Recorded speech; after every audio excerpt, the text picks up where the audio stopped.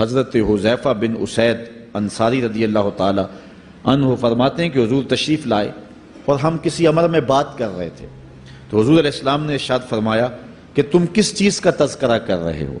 تو ہم نے عرض کی حضور ہم قیامت کے بارے میں ذکر کر رہے ہیں۔ تو حضور علیہ السلام نے ارشاد فرمایا کہ قیامت اتنی دیر تک قائم نہیں ہوگی جب تک یہ نشانیاں پوری نہ ہو لیں۔ ان میں سے ایک حضور نے دھوئیں کا ذکر فرمایا، دوسرا دجال کا تذکرہ کیا، تیسرا دابۃ الارض یعنی یاجوج اور ماجوج کا تذکرہ کیا کہ وہ نکلیں گے، اس طرح سورج کا مغرب سے نکلنا اس کا ذکر کیا، حضرت عیسیٰ علیہ السلام کے نزول کا ذکر کیا۔ اسی طرح حضور علیہ السلام نے زمین کا 3 جگہوں سے بیٹھ جانے کا ذکر کیا، ایک مشرق میں، ایک مغرب میں اور ایک جزیرہ عرب میں، زمین دھنس جائے گی نیچے، اس کا ذکر کیا۔ اور یمن کی جانب سے ایک آگ نکلے گی جو لوگوں کو دھکیل کر کے شام کے میدان میں لے آئے گی، اس کا تذکرہ کیا۔ فرمایا جب تک یہ نشانیاں پوری نہیں ہو جاتی اتنی دیر تک قیامت قائم نہیں ہوگی۔ تو یہ قیامت کے آنے سے قبل جو ہیں وہ نشانیاں ہیں جو ظاہر ہوں گی۔ اس کے علاوہ قیامت آنے سے کچھ اس سے بھی پہلے نشانیوں کا ظہور ہوگا، جس کا ذکر حضور نبی رحمت صلی اللہ علیہ وسلم نے ارشاد فرمایا۔ حدیث جبریل اس پہ بہت معروف ہے، جس کو حضرت عمر بن خطاب رضی اللہ تعالیٰ عنہ روایت کرتے ہیں۔ آقا کریم علیہ السلام کی خدمت میں کہتے ہیں ہم حاضر تھے کہ ایک شخص آیا کہ جس کے سیاہ کالے بال تھے اور سفید رنگ کا اس نے لباس پہنا ہوا تھا، اہل مدینہ سے وہ تھا نہیں، اور اس کے چہرے پر، لباس پر، بشرے پر آثار سفر بھی ظاہر نہیں تھے۔ اگر مقامی ہوتا تو ہم جانتے ہوتے، اور اگر باہر سے آیا ہوتا تو اس کے چہرے پر، لباس پر جو ہے وہ سفر کے آثار ہوتے۔ اس زمانے میں اس طرح کے سفر تو نہیں تھے آسانی اور سہولت والے، تو جو بھی سفر کر کے دور سے آتا تو اس کا چہرہ بتاتا یہ مسافر ہے۔ تو کہا مسافر لگتا نہیں تھا اور اہل مدینہ سے تھا نہیں۔ ہم پریشان تھے کہ یہ کون ہے، لیکن وہ آیا اور حضور علیہ السلام کی خدمت میں اپنے زانو بچھا کر کے بیٹھ گیا۔ فَأَسْنَدَ رُكْبَتَيْهِ إِلَىٰ رُكْبَتَيْهِ، اپنے دونوں گھٹنے اس نے حضور علیہ السلام کے گھٹنوں سے جوڑے اور حضور کی خدمت میں یوں ادب سے بیٹھ گیا۔ پھر اس نے حضور علیہ السلام سے اسلام کے بارے میں پوچھا، حضور علیہ السلام نے جواب دیا۔ پھر اس نے کہا بالکل آپ نے سچ فرمایا ہے۔ ہم حیران ہوئے، خود ہی سوال کرتا ہے اور خود ہی تصدیق کرتا ہے۔ پھر اس نے حضور سے ایمان کے بارے میں پوچھا، حضور نے کچھ ارشاد فرمایا ایمان یہ ہے، تو اس نے کہا بالکل صدقتا، آپ نے سچ کہا ہے۔ تو ہم پھر حیران ہوئے کہ خود ہی یہ سوال پوچھ رہا ہے اور خود ہی اس کی تائید کر رہا ہے۔ پھر اس نے احسان کے بارے میں پوچھا، تو حضور علیہ السلام نے اس کو جواب دیا کہ احسان یہ ہے کہ اللہ کی عبادت اس طرح کرے کہ تو اسے دیکھ رہا ہے، اور اگر یہ کیفیت نہیں ہے تو کم از کم یہ کیفیت پیدا کر لے کہ وہ تجھے دیکھ رہا ہے۔ اس نے کہا آپ نے سچ کہا۔ پھر اس کے بعد اس نے کہا مجھے اب قیامت کے بارے میں بتائیں۔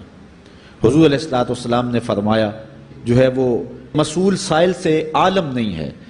تو اس نے کہا اچھا پھر مجھے قیامت کی کچھ نشانیاں بیان فرما دیں۔ تو حضور علیہ السلام نے اس شخص کو جو نشانیاں بیان فرمائیں وہ یہ تھی کہ لونڈی اپنی مالکہ کو جنم دے گی، بکریاں چرانے والے، اونٹ چرانے والے، ننگے پاؤں والے اور ننگے بدن والے تم دیکھو گے کہ عمارتیں بنانے میں ایک دوسرے سے آگے بڑھنے کی کوشش کریں گے۔ بہرحال تھوڑی دیر تک وہ حضور کی خدمت میں بیٹھا رہا۔ اس کے بعد جب چلا گیا تو تھوڑی دیر گزری تو حضور نے فرمایا عمر جانتے ہو یہ شخص کون تھا؟ عرض کی اللہ و رسولہ عالم، اللہ اور اس کا رسول جانتا ہے۔ فرمایا یہ جبریل امین تھا جو تمہیں تمہارا دین سکھانے کے لیے آیا تھا۔ تو حضرت جبریل امین نے آ کر کے حضور سے جو 4 سوالات کیے ان میں سے ایک سوال یہ تھا قیامت کب آئے گی اور قیامت کی نشانیاں کیا ہیں؟ تو حضور نے یہ نشانیاں بیان فرمائیں کہ لونڈی اپنی مالکہ کو جنم دے گی، اور یہ نشانی اب ہمارے سامنے ہے کہ آج اولادیں اپنے جو ہے وہ ماں باپ کی آقا بنی ہوئی ہیں، بیٹی آج ماں کی حکمران بنی ہوئی ہے۔ یہ دور جس کی نشاندہی کی وہ بالکل آج ہمارے سامنے ہے۔ حضرت ابو ہریرہ رضی اللہ تعالیٰ عنہ سے ایک روایت ہے جس کو نبی رحمت صلی اللہ علیہ وآلہ وسلم سے وہ بیان کرتے ہیں، بینما النبی صلی اللہ علیہ وسلم یحدث اذ جاء اعرابی فقال متی الساعہ۔ حضرت ابو ہریرہ فرماتے ہیں کہ ہم حضور کی خدمت میں بیٹھے ہوئے تھے، ایک شخص حاضر ہوا، اس نے حضور سے کہا کہ حضور قیامت کب آئے گی؟ یہ سوال کیا، متی الساعہ، قیامت کب آئے گی؟ آقا کریم علیہ السلام نے اس کو جواب دیا، اذا ضیعت الامانہ فانتظر الساعہ، جب امانت کو ضائع کر دیا گیا تو سمجھ لے قیامت آ گئی۔ جب امانت کو ضائع کر دیا جائے گا تو سمجھ لے قیامت آ گئی ہے۔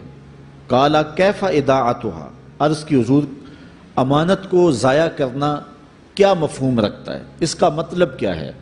تشریح پوچھی حضور سے، تو حضور علیہ السلام نے جو جواب دیا وہ سماعت کیجئے۔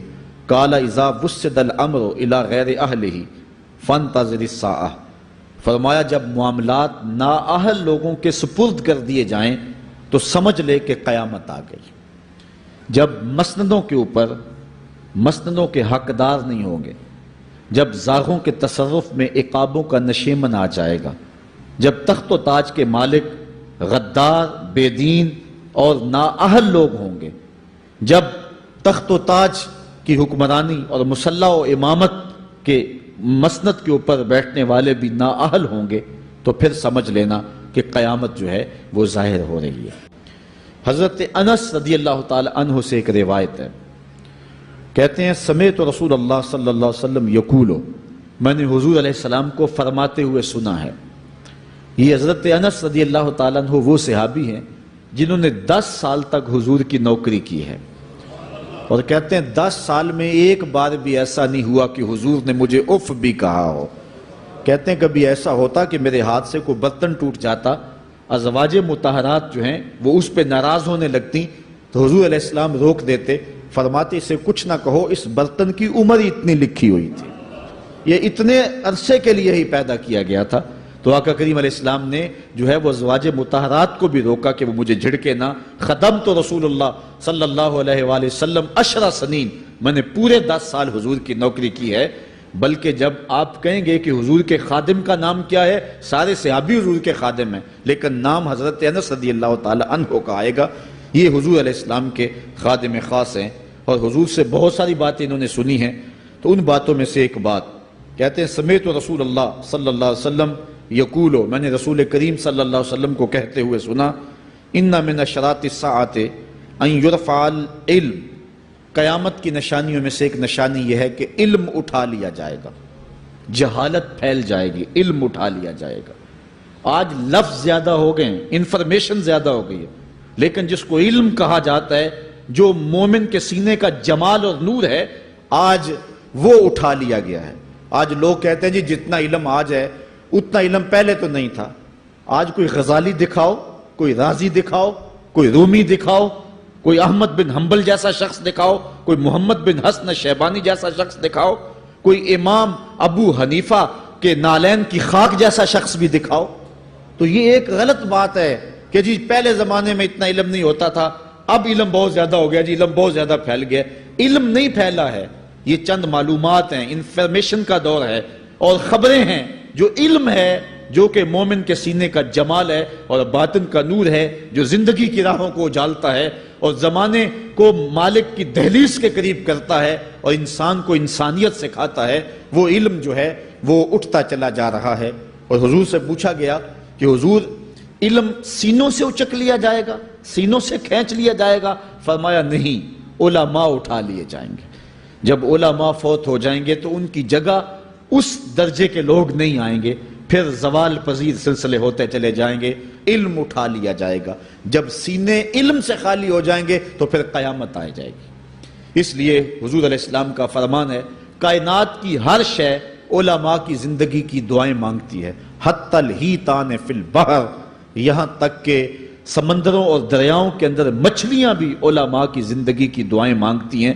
انہیں پتہ ہے علماء ہیں تو کائنات معرض وجود میں آئی تو موجود رہے گی، اگر علماء نہیں ہوں گے تو کائنات جو ہے وہ بالکل قیامت کا شکار ہو جائے گی۔ تو پہلی چیز حضور نے ارشاد فرمایا ان یرفع العلم، علم اٹھا لیا جائے گا، وَيَكْثُرَ الْجَهْلُ، اور جہالت عام ہو جائے گی۔ علم کی جگہ جو ہے وہ جہالت عام ہو جائے گی۔ آج علماء نہیں رہے ہیں، آج ہم جو ہے وہ انحصار کرنے لگے ہیں چند ٹیلی ویژن چینلوں پہ، اور اس کا نتیجہ کیا ہے کہ مختلف چینلز کے اوپر بیٹھے بہت سارے لوگ گمراہی پھیلا رہے ہیں۔ یہ ایک الگ داستان ہے، ایک الگ کہانی ہے کہ کس طرح سے علم کا گلا گھونٹا جا رہا ہے اور کس طرح جو ہے وہ لوگوں کو گمراہ کیا جا رہا ہے۔ یہ جہالت کی کثرت ہے۔